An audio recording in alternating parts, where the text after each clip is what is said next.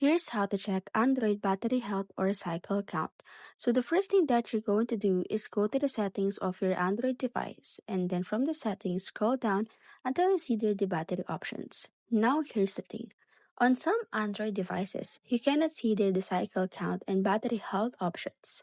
This is very different from Apple devices. What you can only see to Androids are screen time and how the battery usage affects it, and you can see there the hardware and software effects of the battery settings.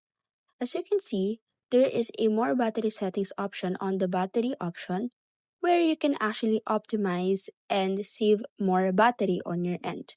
So let's say, for example, we are going to press on more battery settings. So you can turn on smart battery capacity so that you can save more battery to your Android device. So that is how you check the battery and cycle count of your Android device. You have to know that there are some limitations to Android.